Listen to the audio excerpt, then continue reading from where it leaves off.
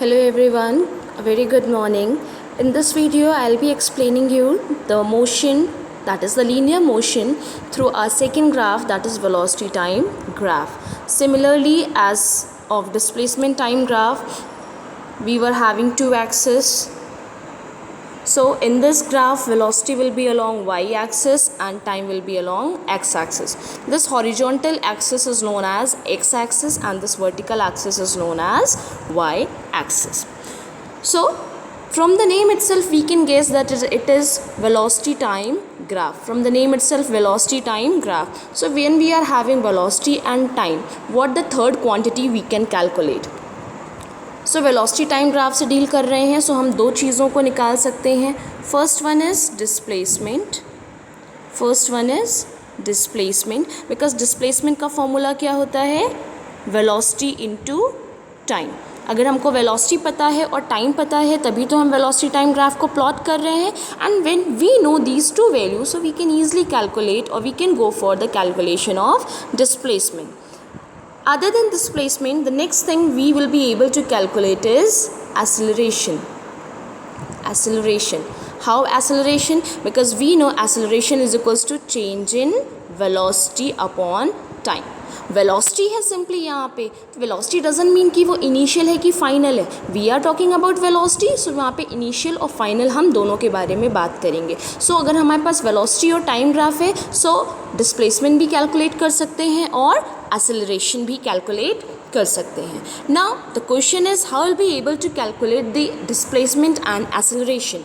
सो displacement को अगर आप कैलकुलेट करना चाहते हैं तो कोई भी, फॉर एग्जांपल ये ग्राफ बना है वेलोसिटी टाइम ग्राफ का, कोई भी ग्राफ है लाइक दिस, ऐसे जा रहा है, कोई भी like let us consider this is a graph. So in order to calculate the displacement मतलब ये ग्राफ जितना एरिया कवर अप कर रहा है, जैसे ये पहला ग्राफ है, ये पूरा एरिया जितना कवर अप कर रहा है, दिस एरिया, ये एरिया एंड दिस एरिया, जब आप एरिया कैलकुलेट करेंगे that will give you the displacement. Graph और टाइम एक्सिस के अलोंग जितना एरिया कैप्चर हुआ है, ये ग्राफ था, ये स्लोप थे, इन स्लोप और टाइम एक्सिस के थ्रू जितना एरिया कवर अप हुआ है that will give you the displacement. Whereas जब आप सिंपली इस स्लोप को कैलकुलेट करेंगे, एंड स्लोप का calculation I have already told you in are displacement time graph. आप स्लोप को कैसे कैलकुलेट करते हो? फॉर एग्जाम्पल दिस इज़ 1 2 3, ठीक है, दिस इज़ 10 20 30, ये एक स्लोप है. तो आप किसी भी पॉइंट के थ्रू स्लोप निकाल सकते हैं. It was 10 20 and 30. For example ये कोई स्लोप है तो इस पॉइंट के अलोंग मैं स्लोप निकालती हूँ. तो स्लोप का मतलब क्या होता है? Let me explain you once more. If this is slope 1 2 3 10 20 30, इसके अलोंग हमने स्लोप निकाला है, ये पॉइंट के अलोंग स्लोप निकाला है. और जब इसके अलोंग स्लोप निकाला तो देखिए स्लोप 0 से था, यहाँ पे 20 था, यहाँ पे 0 है. तो स्लोप का फॉर्मूला होता है, इस केस में ये वेलोसिटी है, ये टाइम है. सो इस केस में स्लोप कहाँ से है? 20 के करस्पॉन्डिंग, माइनस कहाँ तक है? 0 के करस्पॉन्डिंग, अपॉन नीचे एक्स एक्सिस का कंपोनेंट ये 2 था, माइनस यहाँ पे 0. So 20/2 and this is how we can calculate the slope. और यहाँ पे कैलकुलेशन ऑफ स्लोप ही आपको क्या देगी? Acceleration. Okay, displacement time graph में स्लोप वेलोसिटी देती थी, वेलोसिटी टाइम ग्राफ में स्लोप एक्सेलरेशन देगा. सो this is one of the example of velocity time graph and here we are supposed to calculate the displacement. Okay, so displacement, फिर से मैंने आपको ये बोला था कि डिस्प्लेसमेंट को कैलकुलेट करने के लिए आपको एरिया कैप्चर्ड कैलकुलेट करना पड़ेगा. ये टाइम एक्सिस है एंड फर्स्ट केस आप ये लीजिए, ये एक स्लोप है, ये डॉटेड वाला स्लोप नहीं है, ये हमने बाद में खुद सिर्फ अंडरस्टैंडिंग के कॉन्सेप्ट से बनाया है. This is the area. We need to calculate this area. Now this is looking like a triangle. This ABC is looking like a triangle. Is that? So सबसे पहले आप इस triangle का area निकाल लेंगे, ठीक है. Then you will go for the second figure. This is a trapezium. You will calculate the trapezium area. And then you will go for this third figure. This is also a trapezium. This is triangle. This is trapezium. And this is also trapezium. एक और चीज़ आपको mind क्या करनी है, x axis के ऊपर की जितनी वैल्यूज़ आप लेंगे या जो एरिया लेंगे वो प्लस में लेंगे। फॉर एग्जांपल ये भी एक ट्रेपेजियम है, ये भी एक ट्रेपेजियम है, इस ट्रेपेजियम की वैल्यू आप प्लस में लेंगे एंड बिलो एक्स एक्सिस इस ट्रेपेजियम की एरिया को आप नेगेटिव में लेंगे और उसी के मुताबिक आप इंटीजर सॉल्व करना जानते हैं, addition subtraction and so on, you can calculate it. Okay, so this example is given on page number 39. Please try to understand the example. What you need to do, you have to calculate area of triangle ABC, area of trapezium this one and area of trapezium this one. You add them all by using the suitable sign and you will get the displacement of the body. Okay, the next is, अगर आपको इसके अंदर acceleration calculate करना है, पहले information displacement का था, now acceleration calculate करना है तो आपको हर एक स्लोप की वैल्यू निकालनी पड़ेगी. फॉर एग्जांपल सबसे पहला स्लोप ए बी, ठीक है. इस ए बी स्लोप को निकालने के लिए दिस इज़ 5, ये आप देखिए 5 है, ये 0 है, तो सबसे पहला केस आपका होगा 5 माइनस 0 अपॉन टाइम इसके करस्पॉन्डिंग आ रही है 3 अपॉन 0 दैट इज़ 5/3 मीटर पर सेकेंड स्क्वायर, क्योंकि एक्सेलरेशन है तो मीटर पर सेकेंड स्क्वायर. सेकेंड स्लोप आपका हो जाएगा B C. Okay, B C लेने की जगह ये पूरा स्लोप ले लीजिए दिस. ओके, इसके करस्पॉन्डिंग -5 है, इसके करस्पॉन्डिंग +5 है, तो इसमें स्लोप क्या हो जाएगा, हेयर -5. फाइनली आप -5 तक पहुँचे ना, तो फाइनल वैल्यू -5 और ये +5 है, लेकिन दोनों को सब्ट्रैक्ट करना होगा क्योंकि हम दोनों वैल्यूज़ को सब्ट्रैक्ट करते हैं. अपॉन यहाँ पे टाइम कितना है, लेट अस सी टाइम कितना है, ये टाइम है 5, ये देखिए ये 5 है और इस पे 3 है, तो -5 upon 5 - 3 that will be -10 upon 2. आपको सेकेंड स्लोप मिल गया. Now for the third slope, ये थर्ड स्लोप है डी ई. ठीक है, यहाँ पे देखिए वेलोसिटी चेंज नहीं हो रही है, समय बदल गया बट वेलोसिटी वही है, तो एक्सेलरेशन क्या होता है, change in velocity. Since velocity change ही नहीं हुई है तो इस केस में एक्सेलरेशन 0 हो जाएगा. सिमिलरली इस केस में भी एक्सेलरेशन 0 हो जाएगा क्योंकि वेलोसिटी बदली नहीं है.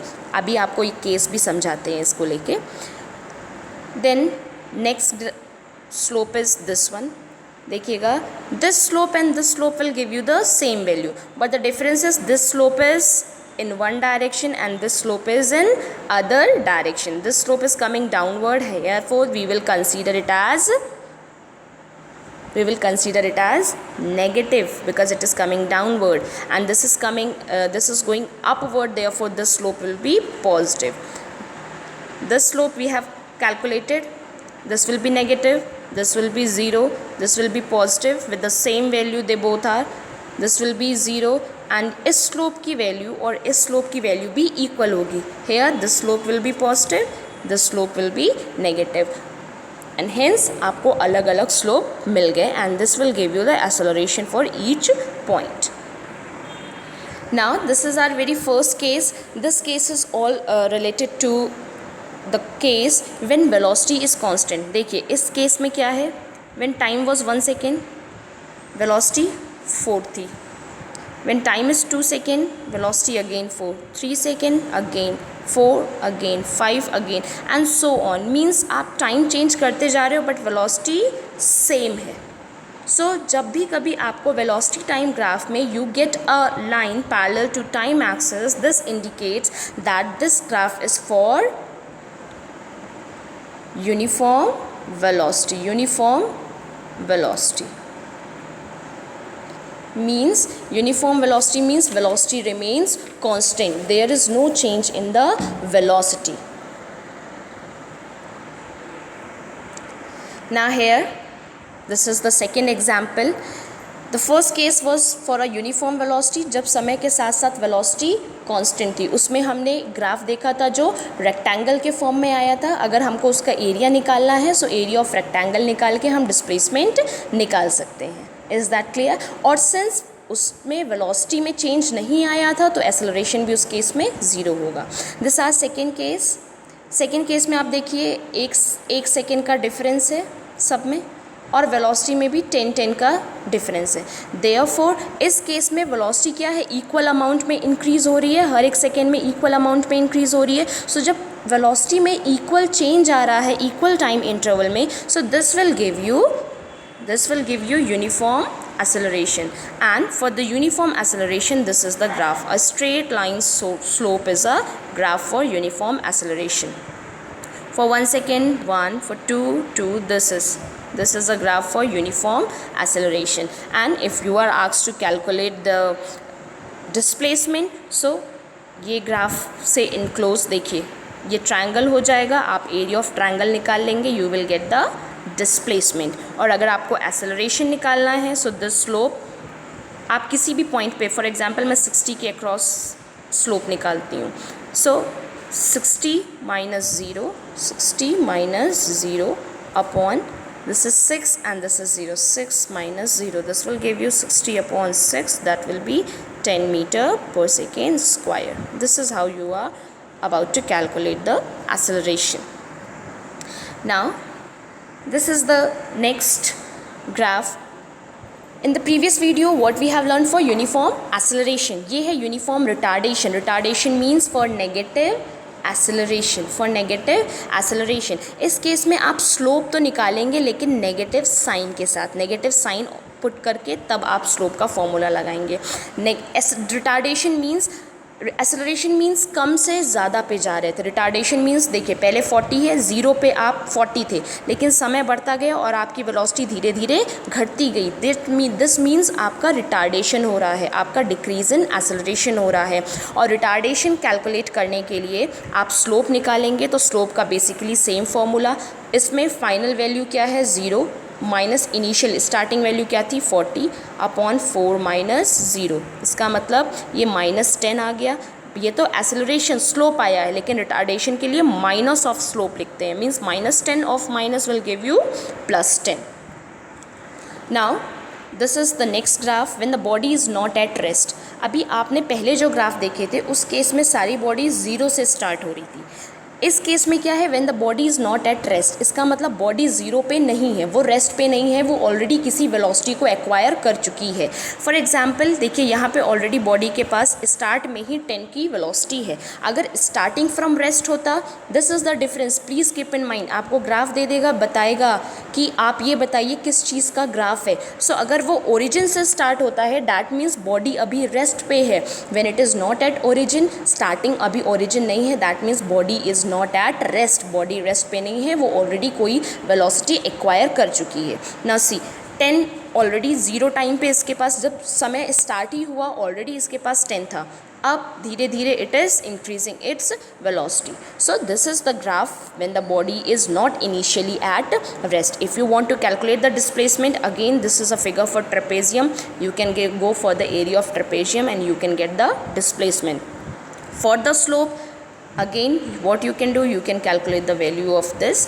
इस स्लोप में निकालने के लिए देखिए हमेशा आप 0 से माइनस कर रहे थे. फॉर एग्जांपल ये स्लोप आपको निकालना है, जो भी स्लोप निकालते हैं उसकी हाईएस्ट वैल्यू देखते हैं. दैट इज़ इसकी हाईएस्ट वैल्यू क्या हो जाएगी 35 माइनस लोवेस्ट वैल्यू क्या हो जाएगी 10. ये वाई एक्सिस के अलॉन्ग ऊपर लिखते हैं, अपॉन एक्स एक्सिस से नीचे लिखते हैं 5 minus 0. And this will give you 25 upon 5 and 5 meter per second square is the acceleration. Hope this will help you in just clearing your doubts. I will be providing you notes simultaneously just after this video. Okay. So first I'll be just trying to finish your displacement time graph notes, and then I'll be proceeding for velocity time graph notes. Please try to copy all the notes as soon as possible in your copy, and because teachers will be asking you for the assessing of your notes in the form of PDF. So please try to finish all your work and all your notes in a copy. Thank you.